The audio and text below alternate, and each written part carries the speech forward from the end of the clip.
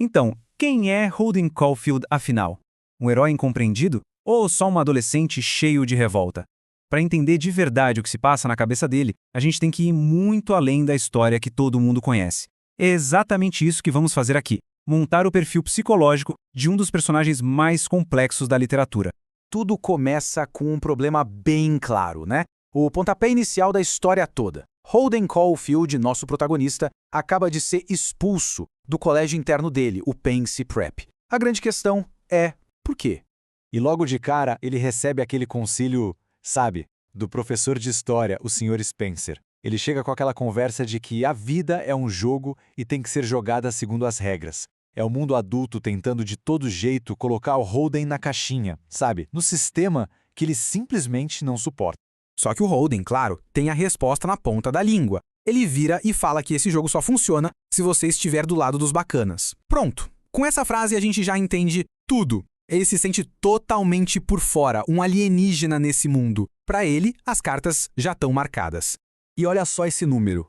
4. É o número de matérias que ele bombou. Foi por isso que ele foi expulso. Mas, e aqui tá o pulo do gato, ele passou em inglês. O que isso quer dizer? Que o problema dele não é burrice, não é falta de capacidade, é uma escolha. Ele simplesmente se recusa a jogar o jogo. Ok, então a expulsão é o sintoma, é o quê da história. Mas para entender a causa de verdade, o porquê, a gente precisa ir mais fundo, bem mais fundo. A gente precisa falar do trauma que moldou quem o Holden é. E a chave para tudo isso tem um nome: Ali. Para entender o Holden, é impossível não falar do irmão mais novo dele, o Ali, que morreu de leucemia. Essa perda, nossa, foi um golpe tão forte que a ferida simplesmente nunca fechou. É o fantasma que assombra cada página do livro. E esse luto não é uma coisa quieta, internalizada. Pelo contrário, é algo que explode. Ele quebra todas as janelas da garagem na noite em que o Ali morre. Ele carrega para todo lado a luva de beisebol do irmão, que é tipo uma relíquia sagrada. E o mais forte de tudo, ele conversa com o Ali na cabeça dele, principalmente quando tá mal. O irmão vira uma espécie de consciência, de guia. Então, com essa dor toda, o que ele faz? Ele cria uma armadura, um escudo psicológico gigante. É o jeito que ele arranja para se proteger, para não se machucar mais, para não se decepcionar de novo com o mundo.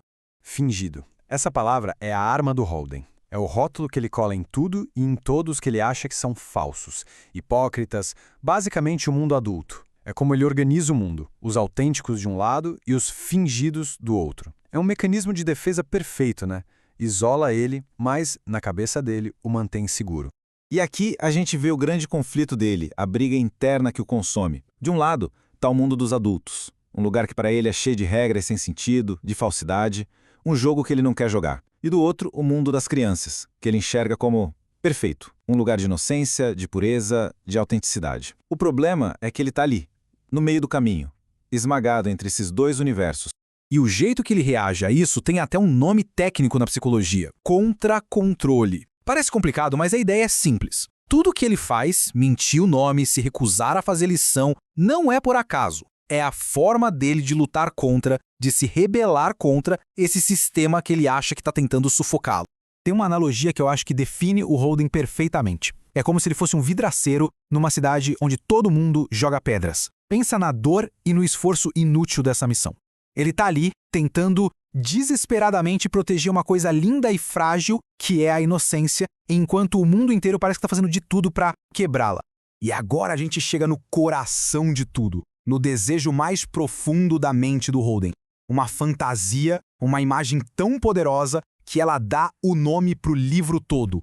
Ele se imagina num campo de centeio gigante, com milhares de crianças brincando. Só que esse campo fica na beira de um penhasco. E o trabalho dele? Ser o único adulto ali, o apanhador no campo de centeio, para segurar qualquer criança que chegue perto demais da beirada e comece a cair. Essa queda, obviamente, não é uma queda de verdade. É a queda da inocência. É a passagem para o mundo fingido dos adultos. No fundo, ele quer ser o protetor que ele não conseguiu ser para o próprio irmão. Então, se a gente pudesse mapear a mente dele, ficaria mais ou menos assim. A maior parte do que o move é esse desejo de preservar a inocência. Mas isso está totalmente conectado com o luto pelo irmão, que ele nunca superou, e também com essa raiva que ele sente da hipocrisia do mundo. E lá no fundo, bem pequeno, mas ainda lá, tem um desejo desesperado de encontrar alguém, uma conexão de verdade. E para fechar esse perfil, vamos olhar para uma coisa importante. Como os outros veem o Holden? Porque um dos personagens faz uma previsão sobre o futuro dele que é bem sombria. É o professor Antolini, um dos únicos adultos que realmente tenta se conectar com ele, que diz essa frase. Tenho a sensação de que você está cavalgando para algum tipo de queda terrível. Ele percebe que todo esse idealismo, todo esse isolamento, está levando o Holden para um beco sem saída. A ironia trágica é essa. A mesma queda que ele quer salvar os outros é a que ele mesmo está correndo em direção. E aqui está o resumo da ópera. O centro da crise do Holden é justamente esse conflito. De um lado, uma dor, um luto que é 100% real e profundo. Do outro, uma solução que é completamente impossível, parar o tempo, ser o guardião de toda a inocência do mundo.